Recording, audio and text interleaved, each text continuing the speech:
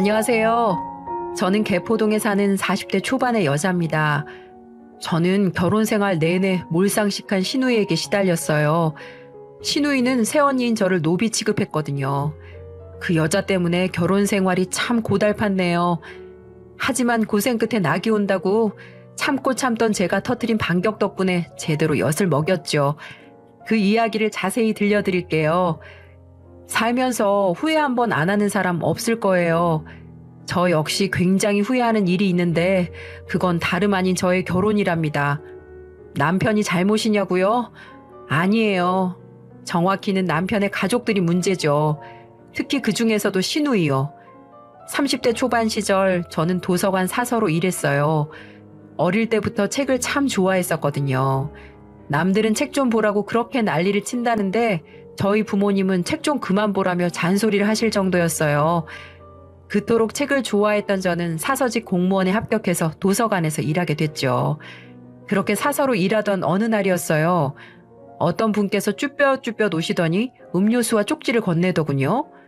얼굴이 벌개진 남자분은 그것만 넘기고 도망치듯 도서관을 벗어났고요.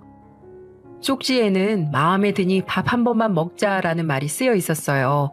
굉장히 구시대적인 대시 방법이었지만 그땐 그래도 그게 참 낭만적으로 느껴지더군요.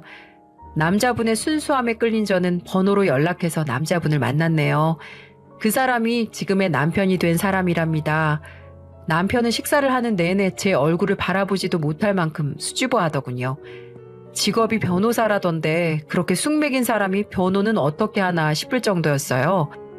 그래도 그땐 그 모습마저 좋았던지라 저희는 연인으로 발전하게 되었지요. 남편은 제게 참 잘해주었어요. 알고 보니까 공부만 하느라고 연애가 처음이라고 하더군요. 저 역시 연애 경험이 별로 없었지만 남자 쪽에서 연애 경험이 없는 건 처음이었네요. 그렇게 저희는 3년간의 연애를 한 후 남들처럼 결혼을 계획하게 되었습니다. 시부모님들은 저를 좋아해 주셨어요. 순둥순둥한 데다가 직업이 사서직 공무원이니 윗보일 데가 없었던 거죠.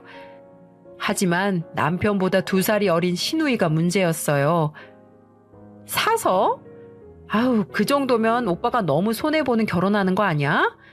그래도 오빠 정도면 같은 변호사나 건물주 딸내미 정도랑은 결혼할 줄 알았는데. 시누이는 인사를 간 저를 노골적으로 무시하더군요. 남편이 주의를 준 탓에 입을 다물었지만 제 기분은 이미 상해 있었고요. 나중에 알게 된 사실인데 시누이는 나이 30을 훌쩍 넘겼음에도 직업도 없이 아르바이트만 전전하는 신세라고 했습니다. 그런 말을 들으니까 더 화가 나더라고요. 본인이 의사나 변호사라면 모를까 직업도 없는 주제에 힘들게 공무원이 된 저를 까내렸으니까요. 마음 같아선 시누이에게 너나 잘하라며 쏘아붙이고 싶었지만 앞으로 계속 부딪힐 관계라서 저는 꾹 참아 넘겼답니다. 그렇게 결혼은 진행이 되었어요. 하지만 남편이 변호사 사무실 개업을 한 지 얼마 되지 않아 목돈을 마련하지 못해서 저희 부부는 분가하기 전까지 시댁에 살게 되었답니다. 솔직히 저는 시댁에 들어가는 게 너무 싫었어요. 요즘 같은 시대에 시집살이를 당할까봐 두려웠던 거죠. 그래서 저는 남편에게 말했답니다. 여보, 우리 그냥 월세방이라도 구해서 살면 안 될까? 시댁이 싫어서 그런 게 아니라 내가 다른 사람이랑 부대끼면서 산 적이 오래되어서 불편할까봐 그래. 본심은 시집살이가 싫었던 거지만 다른 사람과 살아본 적이 오래됐다는 것도 사실이었어요. 제가 워낙 개인주의 성향이 강한지라 20살이 되자마자 고시원에서부터 혼자 살았거든요. 하지만 남편은 좁디 좁은 원룸이라도 상관없다는 저의 제안을 거절하더군요. 당신 마음 알고 나도 사실 결혼한 상황에서 부모님이랑 같이 살고 싶지 않은데 지금 당장 한두 푼이 아쉬운 상황이라 그래. 우리가 따로 살면 월세니 관리비니 생활비니 해서 최소한 150은 들 텐데 이제 사무실 개업한 상황에서 그건 좀 부담돼. 그러니까 우리 딱 1년만 참자. 진경이 성격이 좀 멋같긴 해도 우리 부모님은 너한테 뭐라고 하지 않잖아. 남편은 변호사 사무실이 자리 잡을 동안만 참자며 저를 회유했어요. 시댁으로 들어가는 게 여전히 싫었지만 남편이 그렇게 부탁을 하는데 거절할 수가 없더라고요. 저 역시 맞벌이를 하는 상황이지만 그 돈마저도 남편의 사무실에 들어가야 할 정도로 좋지 않은 상황이었거든요. 그래서 저는 그래, 딱 1년만 죽었다고 생각하자 하는 마음으로 시댁에 들어가서 살게 되었답니다. 실제로 시부모님은 제게 아무런 터치를 하지 않으셨어요. 시아버지는 제게 딱히 관심이 없으셨고 시어머니 또한 제가 엄한 짓을 하지 않으니 특별히 건드릴 일이 없으셨죠.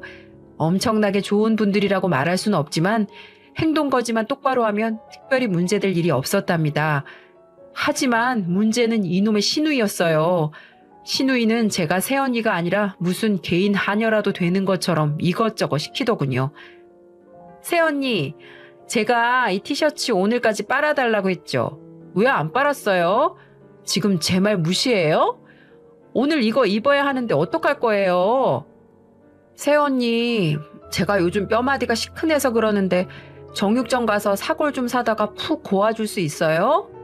새언니, 화장실 청소한 거 맞아요? 변기 안쪽에 똥 묻은 거 그대로 있던데 왜 안 닦았어요? 지금이라도 가서 당장 닦아요. 시누이는 저를 부려먹는 게 마치 자신의 권리라도 되는 것처럼 제게 이것저것 시키더군요.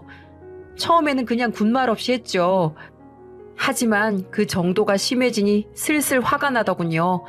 어떨 땐 퇴근하자마자 변기를 닦으라고 하는데 마음 같아선 변기소를 면상에 던져버리고 싶더라고요.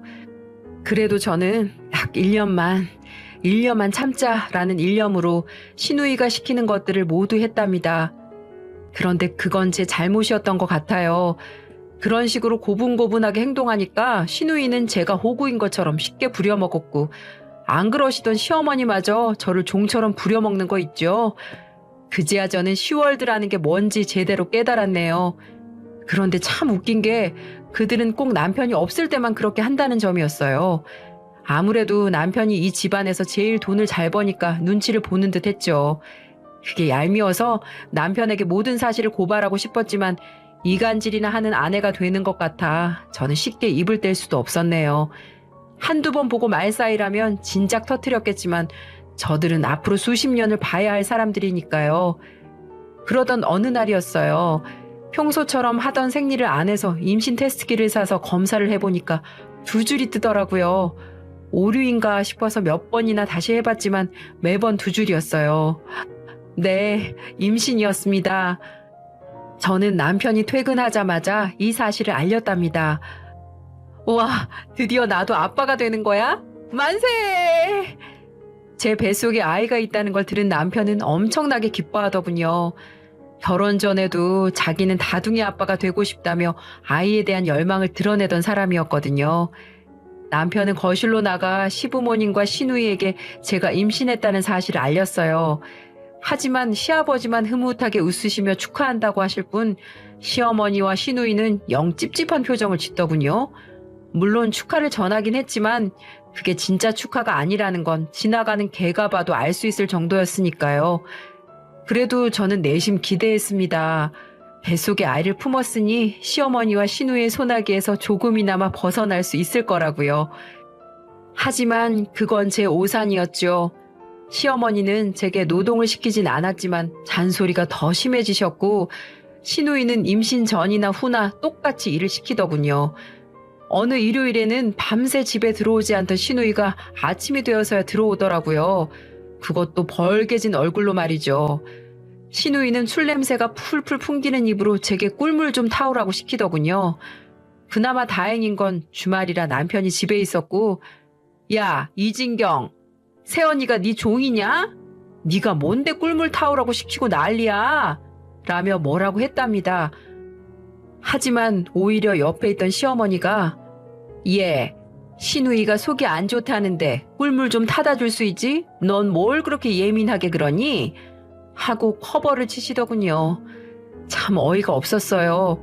회사에서 회식을 하다 들어온 것도 아니고 밤새 나이트클럽에서 술이나 먹고 들어온 주제에 어쩜 그리 뻔뻔하게 꿀물을 타오라고 하고 그걸 커버 친다는 게 참 신기할 정도더군요. 다행히 남편 말은 제정신인지 됐으니까 속 안 좋으면 진경이 보고 직접 타먹으라고 하세요. 아니면 어머니께서 타드리든지 라며 저를 보호하더군요. 아주 눈물이 핑 돌 뻔했어요. 시어머니와 시누이는 집에서 파워가 가장 센 남편의 말을 듣고 깨갱했고요. 하지만 그건 그때뿐. 남편이 출근한 평일에는 주말에 스트레스를 마구 토해내더군요. 임신 6개월이 넘어 배가 많이 불러왔을 때조차도 그들은 저를 마치 노예처럼 부려먹으며 이거 치워라 저거 닦아라 등을 시켰어요. 그런 것들을 겪다 보니까 저 사람들이 내가 임신했다는 걸 알기나 하는 걸까 하는 생각까지 들더라고요. 까놓고 말해서 시아버지가 제게 그렇게 굴었다면 이해라도 했을 겁니다. 남자라서 임신의 고통을 모를 테니까요.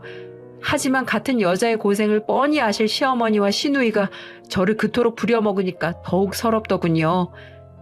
몸은 정말 무거운데 케어는커녕 이렇게 노비 생활을 하고 제대로 하지 못하면 구박이나 받으니까 정말 괴롭더군요. 그래서 저는 참다 못해 시어머니께 말씀드렸답니다. 어머니, 그리고 아가씨, 정말 너무하세요. 예전이라면 모를까 제가 아이까지 임신했는데 어쩜 그렇게 무심하세요?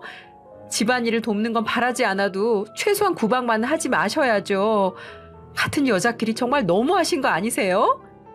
저는 그동안의 서름을 담아 울먹이며 말했답니다.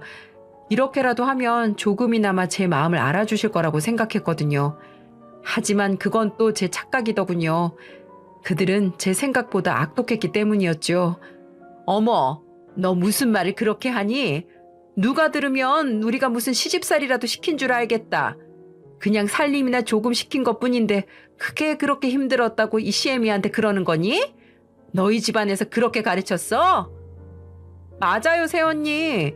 막말로 저희가 언니한테 욕을 하길 했어요? 아니면 막노동을 시키길 했어요?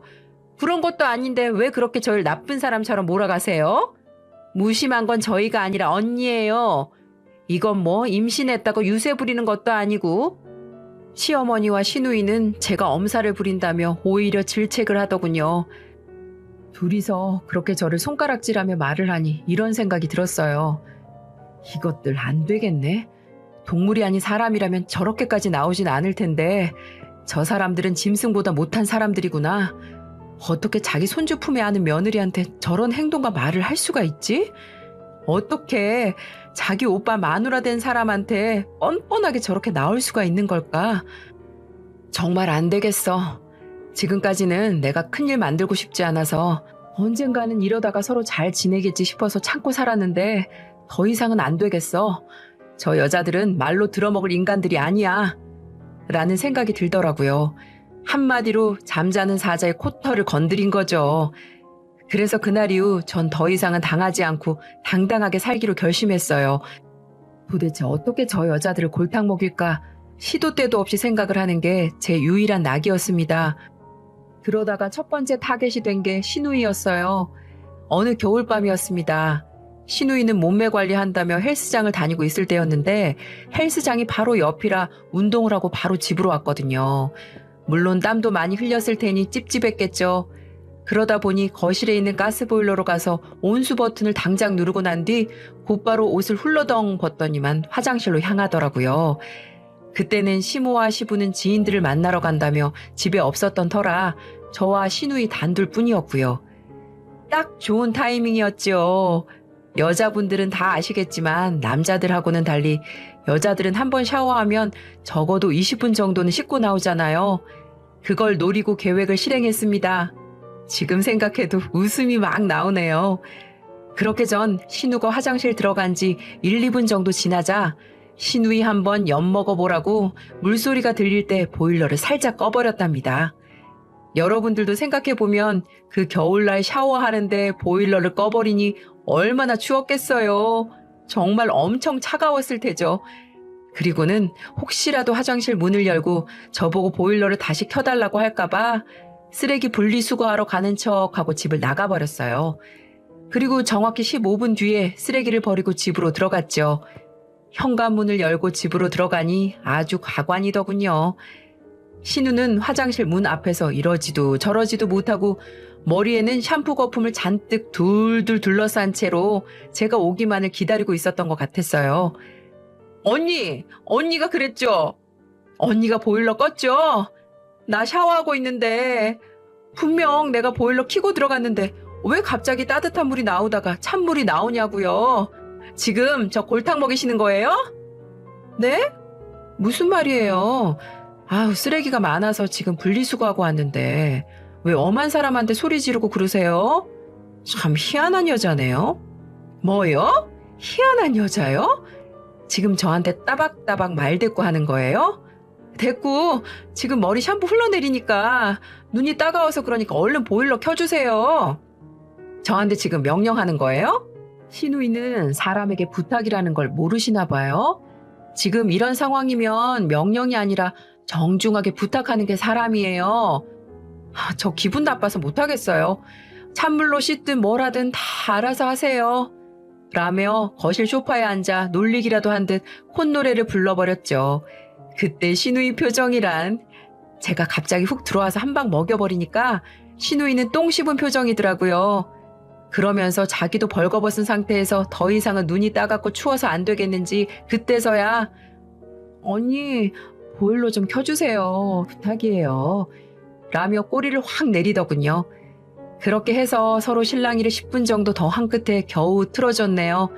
그때는 정말 얼마나 통쾌하던지요.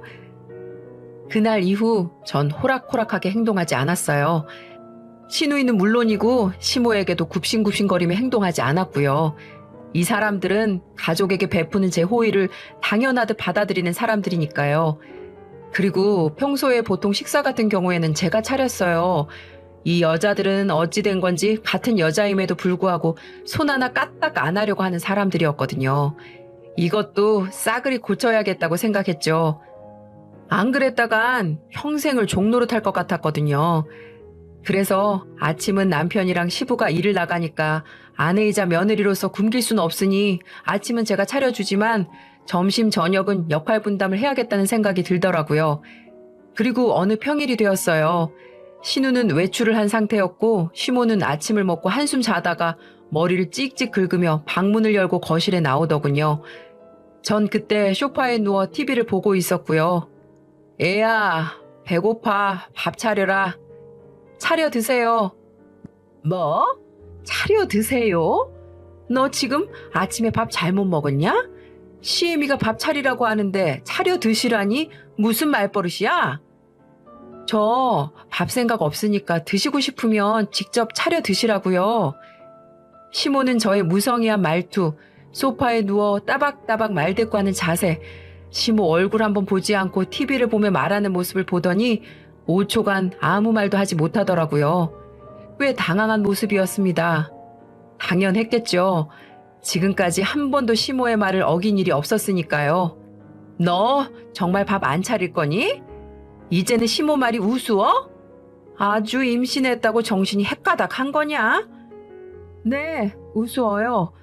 며느리를 며느리로 생각하지 않고 가정부나 종이라고 생각하신 분이 먼저 어머님인데 저라고 계속 어머니로 대할 수 있을까요? 다시 한번 말씀드리지만 밥 드시고 싶으면 혼자 차려 드세요. 아시겠어요? 그리고 어머님. 왜? 밥 드시고 설거지 꼭 해놓으세요. 아유, 날씨 따뜻해져서 바로 해놓지 않으면 냄새 나니까요. 뭐? 야, 너? 시모는 저의 차가운 말투와 행동에 뒷목을 잡고 쓰러지려고 하더군요. 어쩜 그 모습이 웃긴지 웃음 참느라고 정말 혼났네요.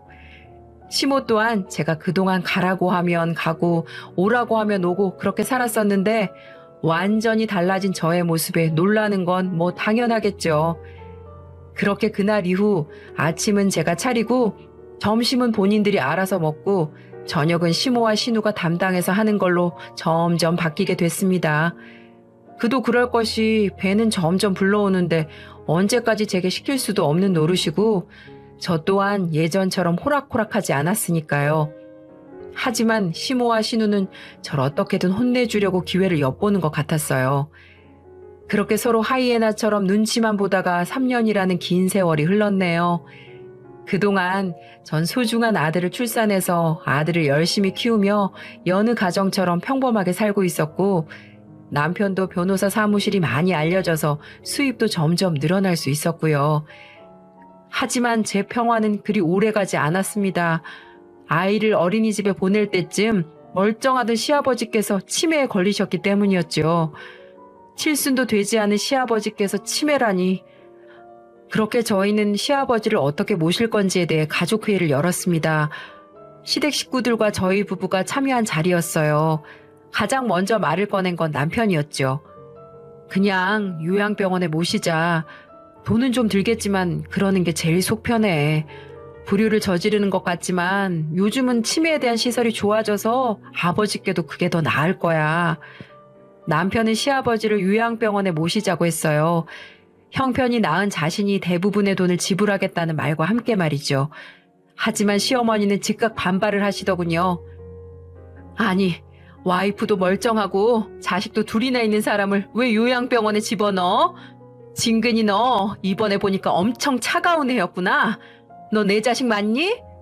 아니 엄마, 차갑고 말고의 문제가 아니라 아버지 개인의 측면에서도 그게 낫다고. 집에서 모시면 뭐 하는데 아버지도 답답하고 모시는 사람만 괴로운 거야. 그래도 그건 도리가 아니지. 안 된다면 안 되는 줄 알아. 시어머니는 시아버지를 요양병원에 모시는 건 절대 안 된다며 반대하셨어요. 게다가 아무리 돈을 보탠다고 해도 칠순도 안 된 아버지를 수십 년 동안 경제적으로 지원하는 건 말도 안 된다는 말씀도 덧붙이셨고요.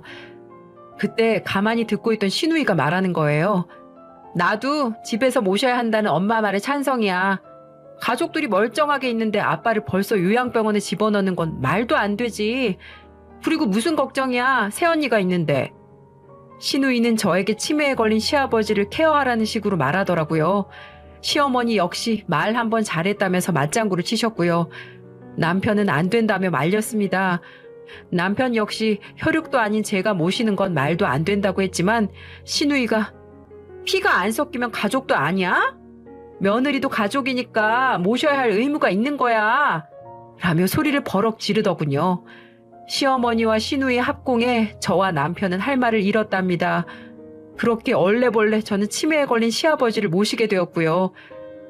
그래도 처음에는 견딜만 했어요. 치매 단계가 심하지 않기 때문이었죠. 하지만 시아버지의 병세는 나날이 심해졌고 나중엔 변을 여기저기에 뿌리는 수준에 이르렀어요. 정말 죽고 싶었습니다.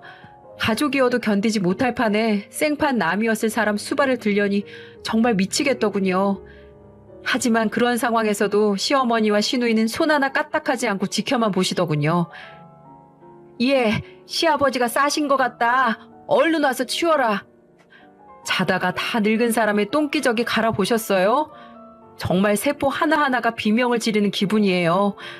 그렇게 저는 이를 악물며 지옥 같은 시간들을 버텼습니다. 그러면서 떠오르는 건 시아버지의 수발을 저보고 들라고 했던 시누이와 거기에 맞장구를 친 시어머니더군요. 온화한 성격이던 저는 언젠가 그들에게 복수를 하겠다며 이를 빠득빠득 갈았습니다. 그러던 어느 날이었어요. 거실에서 시어머니와 시누이의 대화 소리가 들리더군요. 엄마, 내가 이번에 남자를 하나 만났거든? 근데 대박인 게 직업이 의사래. 피부과 의사. 어머, 정말이니? 잘됐다 얘. 너 그동안 만나는 남자마다 죄다 똥차였는데 이번에 팔자 좀 피려나 보다. 그렇다니까? 아, 진짜 인간 이진경 시집 안 가고 버티길 잘했다. 나 진짜 마음 먹고 이 남자한테 시집 가서 팔자 제대로 펼 거야. 아우, 의사 사모님 소리 들을 생각에 벌써부터 기분 째지네.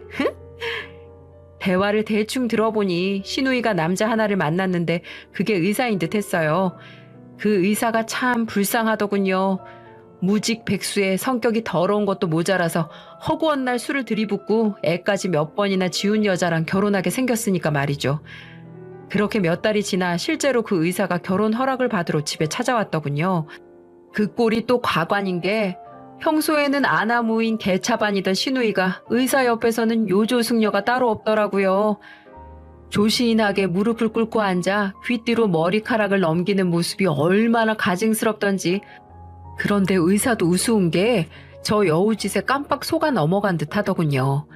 그 모습이 같은 여자가 봐도 얼마나 불여우 같은지. 그리고 신우는 1년 전에도 결혼할 뻔한 남자가 있었거든요. 임신까지 한 상태여서 상견례 날짜까지 잡아놨었는데 갑자기 신우 남편 될 사람이 사업을 하다 사기당하고 망해버리니까 뒤도 안 보고 그 남자를 손절해 버리더라고요. 이유는 망한 집안에 시집가기 싫다는 거겠죠, 뭐. 뻔한 거 아니겠어요? 그러더니 뱃속의 아이까지 싹 지워버리고는 언제 그랬냐는 듯 이렇게 다른 남자를 만나기 시작하더군요. 사람이 어떻게 그럴 수가 있을까요? 사랑하는 사람이 힘들고 그러면 옆에서 위로는 못 해줄 망정 냉정하게 나온 그 모습을 보니 참 싹수가 노랗다는 생각이 들더라고요. 그런데 또 1년도 안 돼 결혼한다고 저렇게 남자를 데리고 왔으니 참 놀라울 따름이었습니다. 이번에 데리고 온 남자는 직업도 좋은데다 사람이 참 좋아 보이더라고요. 그래서 더 신우에게 세상의 무서움을 알려주고 싶기도 했고요. 왠지 모르게 그 남자를 구출해주고 싶은 마음도 있었지만 한 번 더 엿을 매기고 싶은 생각도 있는 건 사실이었어요. 그래서 전 어느 날 신우이가 거실 탁자에 휴대폰을 놔두고 화장실에서 씻고 있을 때를 노려 결혼할 남자 연락처를 알아냈어요. 신우는 평소에 제 옆에서 핸드폰을 자주 했기에 신우 휴대폰 잠금 패턴을 제가 잘 알고 있었거든요. 그것도 정말 단순했어요. 말 그대로 개인정보를 보호하기 위해 휴대폰을 잠궈 놓는 거 아닌가요? 근데 신우는 잠금 패턴을 말 그대로 기억자로 해놨거든요. 그건 누가 봐도 한 번만 봐도 아는 패턴이었죠. 누가 보면 제 핸드폰 보고 싶으면 얼마든지 보세요 라는 말과 똑같은 거 아닌가요? 암튼 전 신우 휴대폰에서 그 남자 번호를 알아냈죠. 그리고 곧바로 문자를 보냈답니다. 그쪽이랑 결혼할 여자 새언니 되는 사람이에요. 할 말이 있으니 아가씨 몰래 저 좀 만나요. 힘들게 쌓아올린 당신 인생 망치지 말라고 말해주는 거니까 꼭 나와요. 그렇게 문자를 보내니 곧장 답장이 오더군요. 힘들게 의사가 된 만큼 진실을 알고 싶었겠죠. 그렇게 저는 예비시 매부와 한 카페에서 만나 모든 사실을 말해주었답니다. 공부만 하느라 순진해서 모르시나 본데 그쪽이 결혼하려는 여자 완전히 쓰레기예요.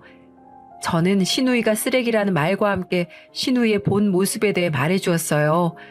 지금껏 제대로 된 직업 한번 가져본 적 없으며 주말마다 술을 진탕 마시고 몸을 해프게 굴리는 건 물론이고 지금껏 애를 지운 것만 해도 3번은 넘고 남자가 능력 없으면 헌신짝처럼 버리는 그런 여자이면서 지금 당신한테 여우짓 하면서 팔자 한번 바꿔보려고 한다고요. 과장 같은 건 아예 없었어요. 모든 게 다 사실이었으니까요. 그렇게 말해주니까 그분은 저에게 진실을 알려줘서 고맙다며 몇 번이나 인사를 한 뒤 떠나갔습니다. 그리고 하루 뒤 시댁에서는 난리가 났죠. 사랑꾼이던 사람이 갑자기 말하지도 않은 과거를 낱낱이 늘어놓으며 파혼을 하자고 한다고 분개하더군요. 신우이는 얼굴이 벌개진 채로 누구야? 대체 누가 그걸 말해준 거야? 라며 범인을 찾기 시작하더군요. 용의선상엔 딱 2사람뿐이었죠. 저와 남편 말입니다. 하지만 신우이는 곧장 제게 달려와 추궁하기 시작하더라고요. 너지? 네가 다 말한 거지? 네가 내 남친한테 내가 완전 해픈 여자라고 까발렸지? 신우이는 저를 잡아먹을 것처럼 몰아세우더군요. 하지만 저는 순진무구한 표정을 지으며 제가 그럴 이유가 뭐가 있냐며 절대 아니라고 했습니다. 하지만 신우이는 그럼 우리 오빠가 그랬다고? 그게 말이 돼? 너잖아. 네가 말했잖아. 왜? 너 지금 나한테 복수하니? 어? 내가 너 부려먹고 치매 걸린 아빠 수발까지 들게 했다고 복수하는 거야? 라며 다그쳤어요. 하지만 전 여전히 아무것도 모르는 표정을 지었죠.